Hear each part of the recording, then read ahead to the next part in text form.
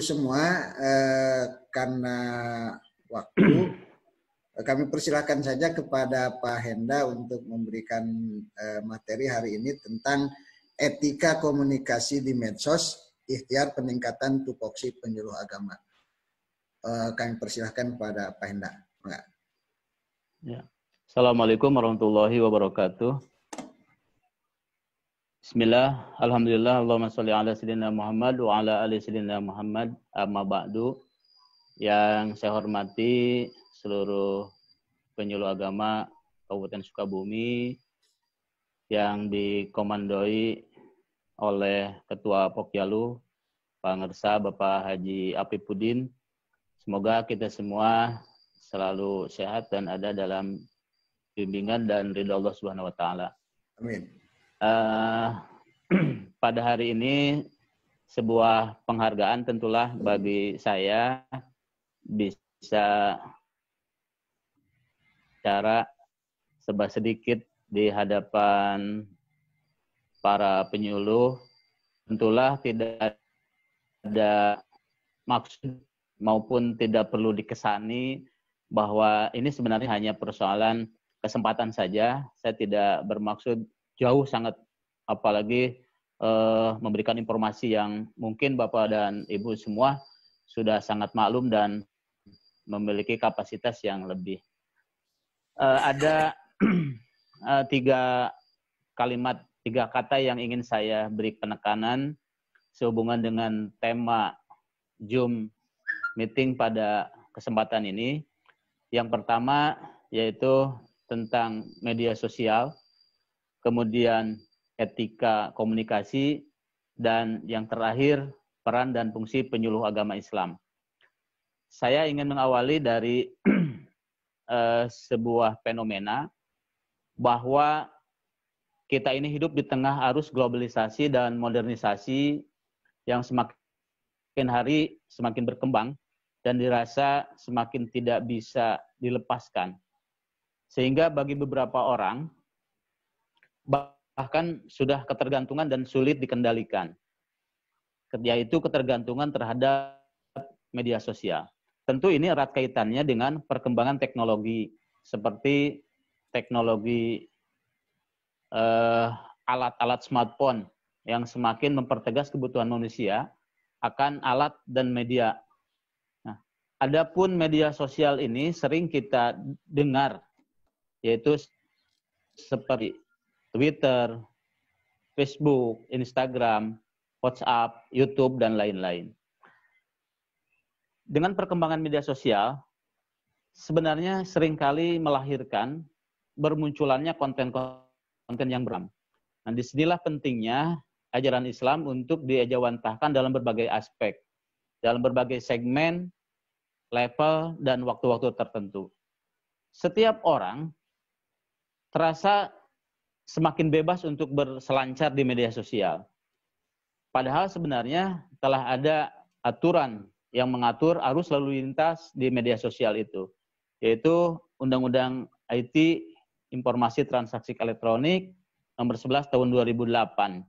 Ini dapat dijadikan rambu-rambu, namun demikian tentu belum semua orang paham dan nyaris tidak peduli terhadap rambu-rambu itu. Beberapa pasal diantaranya pasal 27, 28, 29, 31 itu berhubungan dengan beberapa rambu yang tidak boleh dilanggar.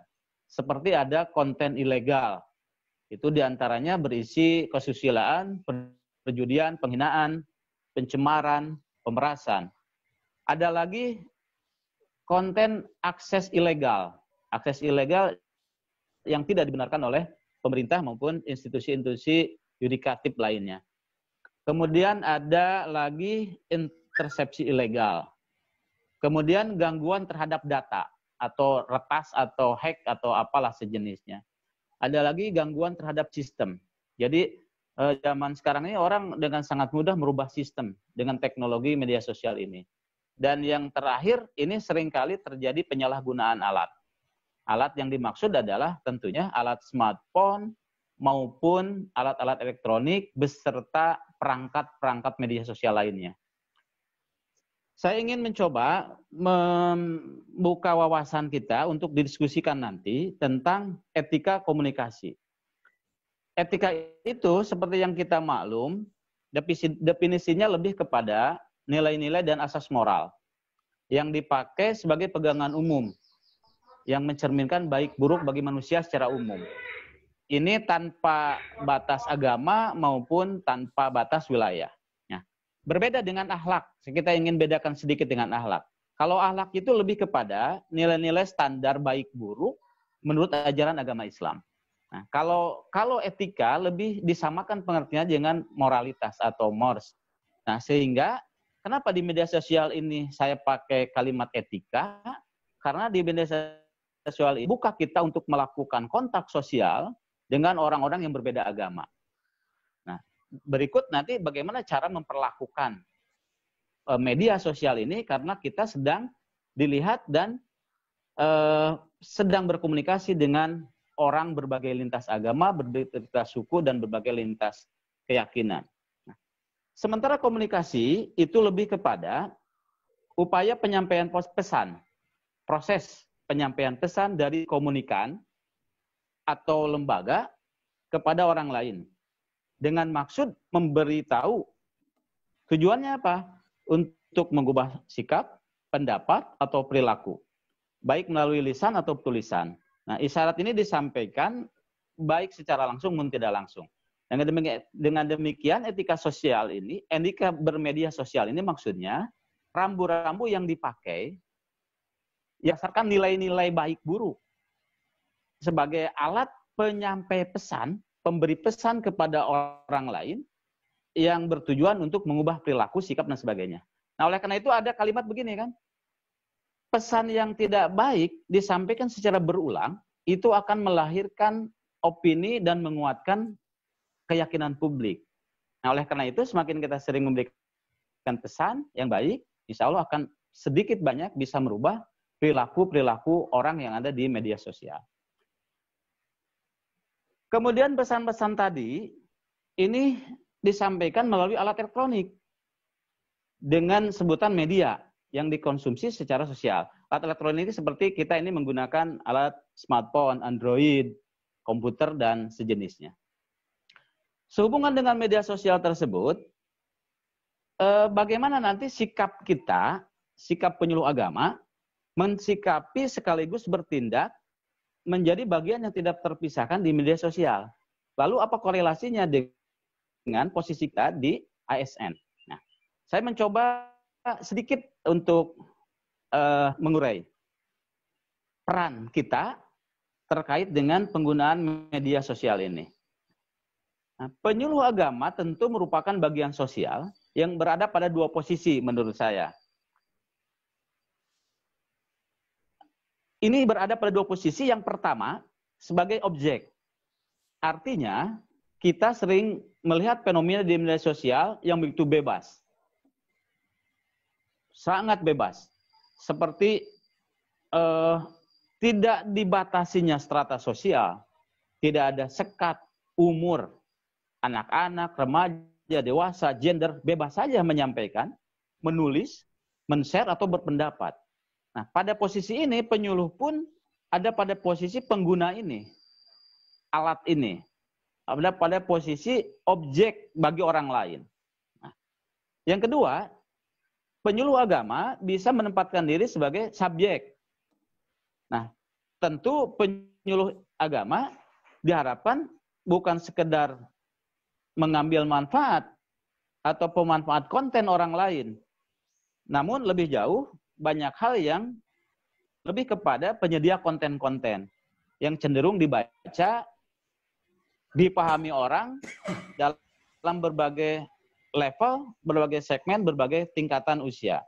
Kita kan sering kali sulit membedakan si penulis konten ini apakah anak-anak, remaja, laki-laki, perempuan, strata sosialnya seperti apa. Orang bebas saja melakukan itu. Kontrolnya tidak pada diri kita, tetapi pada media sosial ini.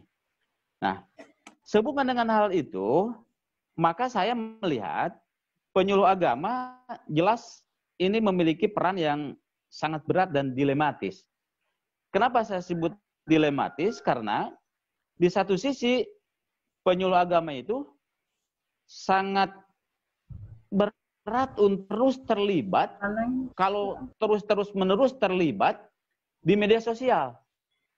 Karena apa? Pekerjaan kita ini adalah pekerjaan yang berurusan dengan lapangan, tidak semata mengurusi konten, tapi kita terjun langsung ke ke lapangan untuk diambil fungsinya. Nah, sehingga posisi ini sangat memberatkan kita kalau kita terus larut di dunia sosial. Kita tidak harus menghabiskan waktu setiap jam, setiap hari untuk mengurusi ini. Nah, tapi di sisi masyarakat mad'u atau masyarakat objek dakwah begitu ya. Masyarakat objek dakwah justru lebih berselancar di media sosial ini. Lebih berselancar di media sosial ini. Sehingga meninggalkan poin ini bagi penyuluh tentu nanti akan ada anggapan seolah-olah kita membiarkan konten-konten yang tidak mengedukasi. Konten-konten yang tidak baik pasti merajalela. Nah, selanjutnya kalau kita meninggalkan media ini, tentu juga fungsi dakwah penyuluh menjadi segmentatif. Menjadi hanya untuk segmen-segmen tertentu. Jika hanya berdakwah di dunia nyata, yang semakin hari semakin kehilangan tempat sebenarnya dunia nyata itu. Saya sering mengambil contoh, kenapa Bapak Ibu tidak ke majelis taklim? Katanya Pak, zaman sekarang ini ngapain ke majelis taklim? Semuanya ilmu bisa didapat di media. Gitu. Ada bisa di YouTube, di Facebook, orang sering men-share pengetahuan-pengetahuan agama.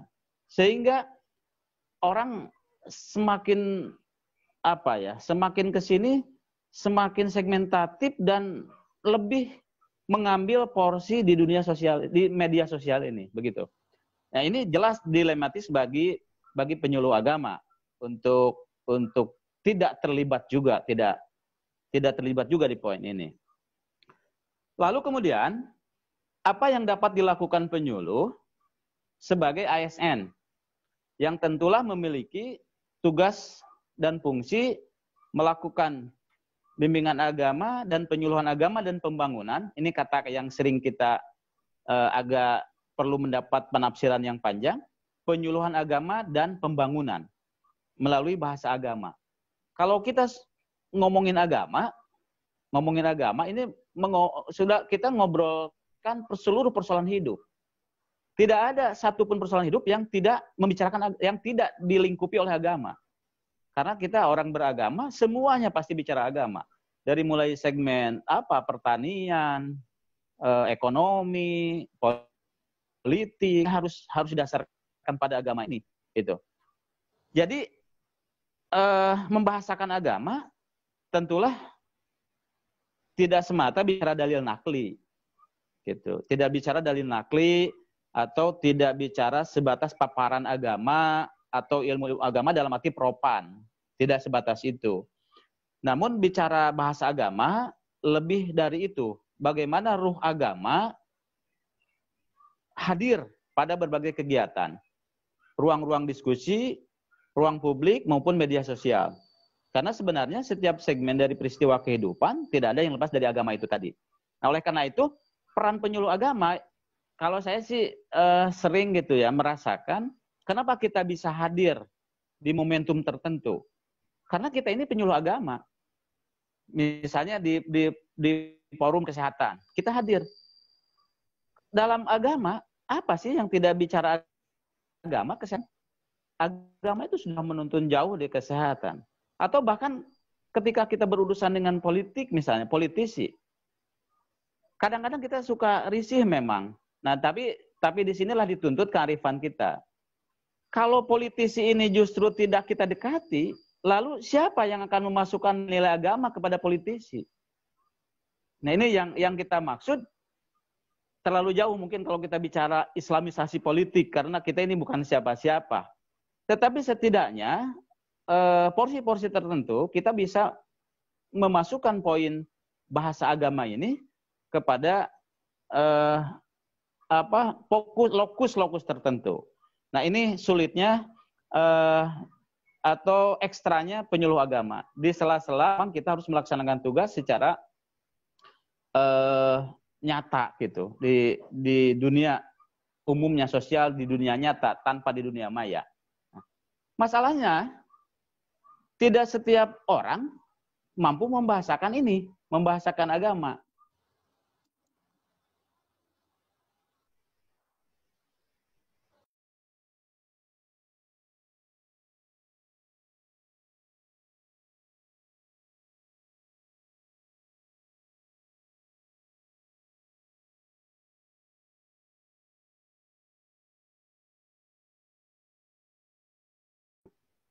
Kita bisa mengambil komunikasi dengan cara proporsional. Nah, ciri dari pesan yang proporsional ini yang kita bisa tulis di media sosial atau kita bisa bicarakan melalui apalah istilahnya YouTube atau yang lainnya. Kita mengambil beberapa pesan dari kalimat-kalimat Al-Qur'an, yaitu qaulan sadida, perkataan yang benar. Wah, ini berat sekali ketika menulis perkataan yang benar ini. Karena tidak selamanya perkataan yang benar ini juga ditampilkan menjadi baik diterima oleh kelompok tertentu. Seringkali kita melihat medsos ini baper ya, atau apa istilahnya. Tetapi pengambilan konteks kalimat atau diksi, pemilihan kata-kata qaulan sadida, perkataan yang benar, insya Allah ini akan terus kita upayakan. Yang kedua, dalam mengambil komunikasi itu dengan qaulan baligho, perkataan yang cukup efektif dan tepat sasaran. Maksudnya apa ini yang kita ingin sampaikan? Nah, selanjutnya qaulan karimah, perkataan yang mulia. Kemudian qaulan ma'rufa, perkataan yang baik. Karena saya melihat amar itu harus ma'ruf, yaitu kalau mengajak itu harus baik. Dan tanha anil munkar juga harus melalui ma'ruf dengan cara yang baik gitu. Kemudian ada qaulan layyina, perkataan yang lemah lembut, santun. Ada lagi qaulan maisuro, perkataan yang mudah diterima. Ini mudah diterima oleh publik karena sifatnya segmentatif itu. Itu salah satu cara yang dapat kita lakukan untuk mengambil komunikasi di media sosial. Yang kedua, penyuluh agama dapat membuat konten-konten positif yang bersifat edukatif dan pembimbingan. Seperti ini yang dilakukan oleh Ketua Pokja. Saya melihat di akun Facebook-nya itu sangat edukatif lah. Edukatif, kemudian pesan yang disampaikan juga terukur. Itu lebih, apalagi dalam 10 hari terakhir saya melihatnya. Itu seperti kalibrasi, kemudian Zoom meeting, ada informasi publik yang disampaikan oleh Ketua Pokja, ini mengindikasikan konten-konten positif yang edukatif, yang sifatnya pembimbingan, informatif, memberikan informasi. Kemudian yang terkait dengan share, itu penyuluh agama kelihatannya kita seperlunya saja. Gitu, seperlunya saja lah. Imbangi komentar-komentar yang dengan komentar-komentar yang baik dan sedikit ilmiah, tapi juga tidak menyinggung. Jadi di satu sisi memang kita kadang-kadang sok mentas ya, karena status orang lain. Kita berikan komentar. Nah, di komentar kita ini kita imbangi dengan komentar-komentar yang cukup ilmiah dan tidak menyinggung. Kemudian yang dapat kita lakukan lagi oleh penyuluh agama yaitu klarifikasi atau istilahnya tabayun. Istilahnya tabayun ini bila ada berita-berita yang menurut kita tidak benar atau diduga bisa menimbulkan fitnah dan keresahan, meskipun beritanya itu boleh jadi benar, gitu. Tapi penyuluh agama lebih memilih kepentingan umum, kepentingan yang terbaik, supaya tidak menambah kegelisahan dan pertentangan. Oleh karena itu share-share yang sifatnya konten-konten share yang sifatnya bisa menimbulkan pertentangan atau memperdalam perpecahan. Misalnya saya melihat di Facebook itu sampai saat ini pertentangan sisa-sisa pilpres itu juga masih sering sering muncul dan menimbulkan pertentangan.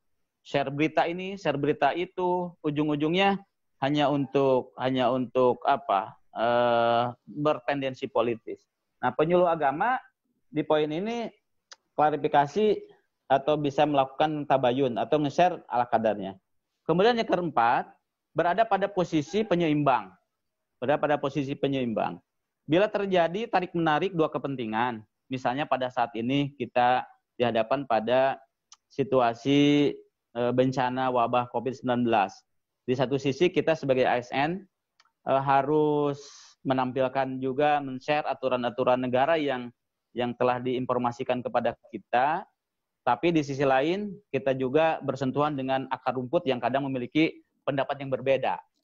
Nah, kalau kita men-share seluruhnya, kadang-kadang, wah saya mikir dua kali nih, berita ini di-share atau berita ini disampaikan tanpa melihat segmen masyarakat di grassroots, kadang-kadang ini juga bisa menimbulkan pertentangan. Tapi inilah nanti salah satu isyarat bahwa kita ini dengan sendirinya ku Gusti Allah diilmuan. Bagaimana ini bisa kita hadir pada posisi penyeimbang itu. Terakhir, tentu apa yang kita lakukan di media sosial ini adalah bagian dan ikhtiar dari penyuluh agama secara umum sebagai dai dan secara khusus sebagai pegawai Kementerian Agama. Nah, sekali lagi media sosial bagi kita mungkin lebih diprioritaskan sebagai alat untuk dakwah sih sebenarnya. Dan dakwah itu pasti dengan dengan ma'ruf, dengan cara-cara yang baik. Saya pikir Pak Ketua itu aja dulu uraiannya. Kalau ada masukan, kritik atau apa, silakan. Terima kasih. Assalamualaikum warahmatullahi wabarakatuh. Waalaikumsalam warahmatullahi wabarakatuh. Luar biasa sekali edukasi atau materi yang disampaikan oleh Kang Pahe. Ada sedikit pertanyaan Kang Pahe dari saya sebelum nanti. Masih ada waktu 10 menit. Penyuluh agama itu kan ada melekat 4 fungsi, yaitu fungsi informasi, kemudian edukasi, konsultasi, dan advokasi. Kalau dari sisi informasi, edukasi, dan konsultasi, kita seringlah melaksanakan di medsos itu. Nah, dari sisi advokasi nih, terutama misalkan ketika contoh, apakah posisi penyuluh agama kita ini kan sebagai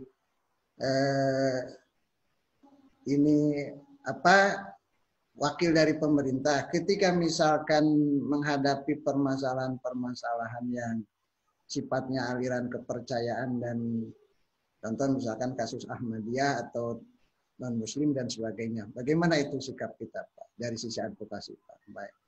Terutama di dunia medsos. Ya, Pak Haji, saya sebenarnya tidak bermaksud menjawab ini ya. Sama sekali ini Pak Haji uraian-uraian di medsosnya juga sudah mengandung konten advokasi sebenarnya gitu. Karena gini, tapi kalau saya boleh untuk berpendapat, pengertian advokasi ini sebenarnya bukan eksekusi ya, tapi keterlibatan kita pada problem atau permasalahan masyarakat itu dapat kita berikan porsi yang kuat di 3 porsi itu, informatif, edukasi, dan konsultasi. Nah, advokasinya menurut kita bisa menjadi catatan saja poin-poin apa itu untuk selanjutnya di tataran praktisnya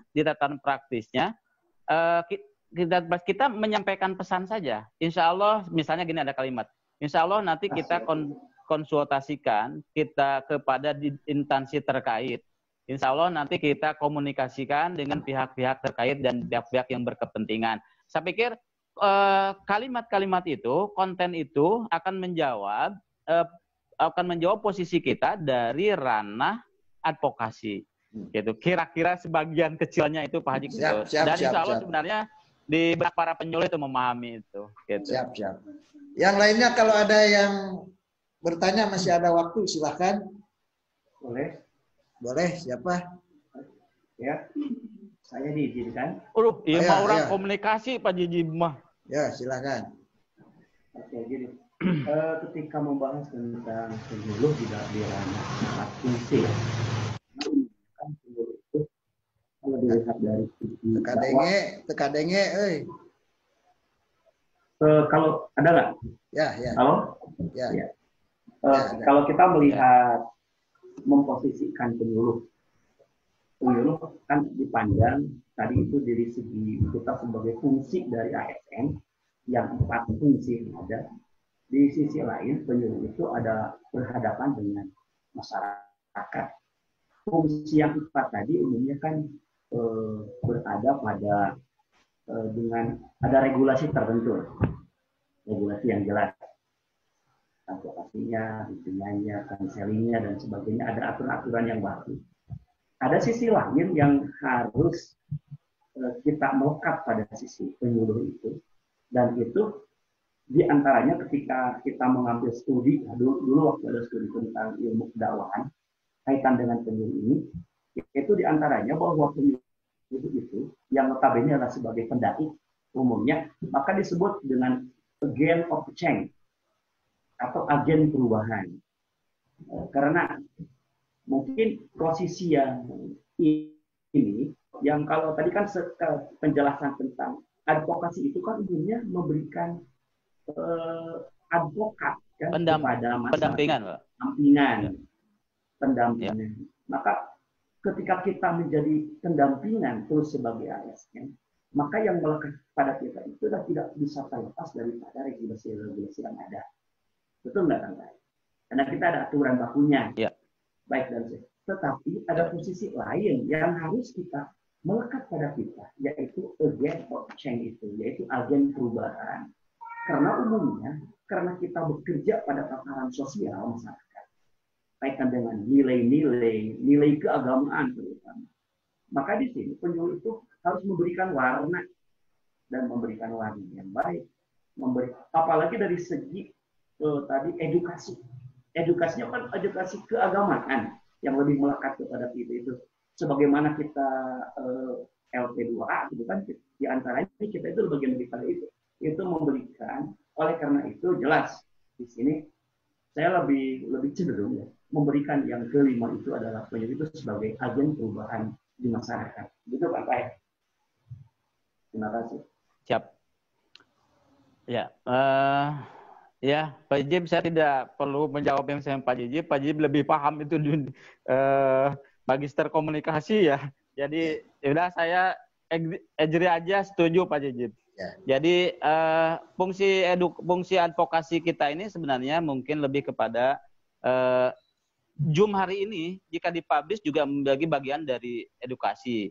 Kemudian lebih kalau sifatnya advokasi pendampingan, kita menyarankan lebih kepada saran-saran. Tolong coba konten etama supaya tidak menimbulkan masalah. Nah, coba kalau ketemu dengan orang, kalau bermedsos lebih ramah lagi, itu mungkin lebih kepada fungsi-fungsi advokasi seperti itu, Pak Ketua. Ya, Kang Pahe, karena waktu terima kasih. Ya. Terakhir saja, saya mohon maaf. Siap. Ya, saya mohon maaf ya, khotimahnya. Saya mohon maaf kepada para penyuluh agama kalau ada hal yang tidak berkenan dan penggunaan bahasa dan kalimat yang tidak tepat. Mohon maaf kepada semuanya. Mangga Pak Ketua. Ya, terima kasih Bapak Ibu semua. Kita ucapkan aplaus yang luar biasa buat Kang Pahe. Kita doakan mudah-mudahan beliau sehat selalu, kemudian rezekinya melimpah dan sebagainya.